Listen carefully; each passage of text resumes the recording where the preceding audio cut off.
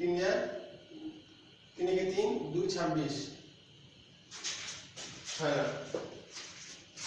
हाँ 2 26 3 3 का 9 3 9 27 है ना 3 जा भाग कर जाएगा 56 करो 7 দিয়ে গুলো 7 টা 56 7 গুণ 8 সমান